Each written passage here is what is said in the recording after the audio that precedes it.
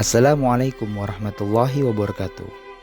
Kembali kita lanjutkan pembacaan buku Rasulullah Teladan Utama pada bagian Cahaya dari Mekah. Para tokoh pembela.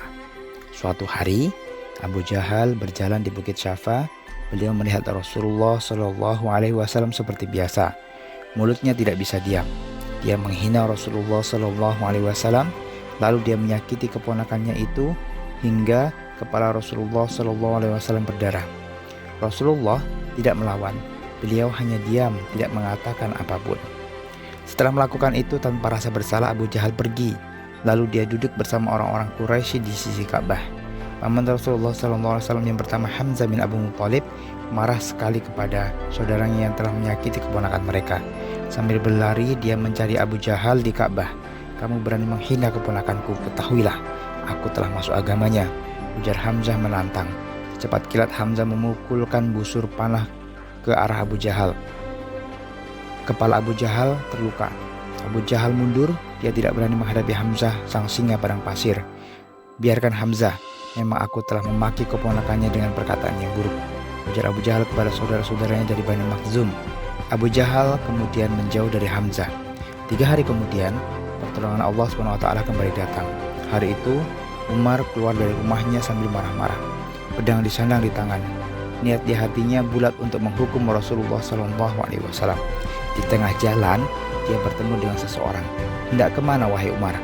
"Saya akan membunuh Muhammad," ucap Umar lantang. "Apakah kamu merasa aman dari Bani Hashim dan Bani Zihra jika membunuhnya?" Bentak Umar. "Kamu pasti telah pindah agama." Lelaki itu tersenyum. "Maukah aku beritahu sebuah rahasia? Wahai Umar, adikmu dan suaminya juga telah berpindah agama." Mendengar hal itu, Umar semakin marah. Kakinya menggentak. Dia bergegas menuju rumah adiknya yang bernama Fatimah.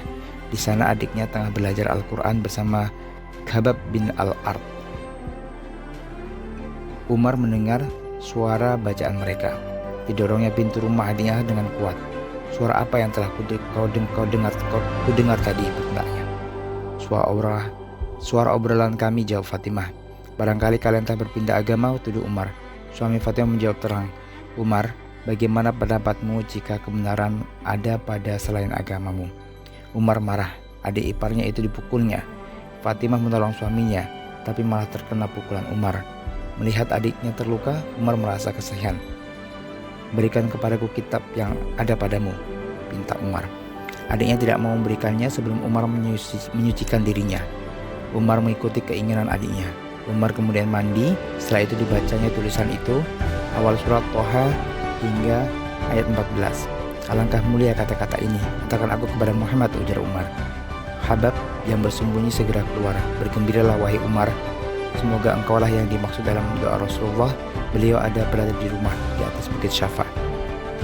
Umar menyarungkan pedangnya. Dia berjalan ke rumah itu. Para sahabat yang sedang berkumpul ketakutan melihat kedatangan Umar. Mereka tidak mau membukakan pintu. Hanya Hamzah yang berani menghadapi Umar. Rasulullah SAW saat itu sedang menerima wahyu. Beliau segera menemui Umar.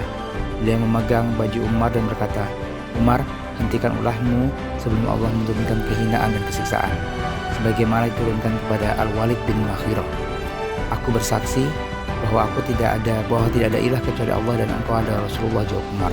"Ya Allah, ini adalah Umar bin Khattab. Ya Allah, muliakanlah Islam dengan Umar bin Khattab." Takbir para sahabat di dalam rumah itu menggema. Kemudian Umar berjalan dengan gagah ke Mekah. Ditemuinya Abu Jahal. Dikabarkannya berita keislamannya. Abu Jahal tidak berani melakukan apapun. Padahal biasanya dia akan menganiaya orang yang masuk Islam.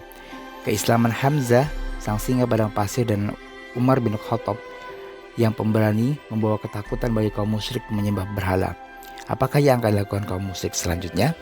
Nah, jangan sampai kelewatan. Terus saksikan kisah Nabi Muhammad SAW di channel Ayo Berkisah. Dan jangan lupa bantu kami dengan cara melakukan like dan subscribe. Terima kasih.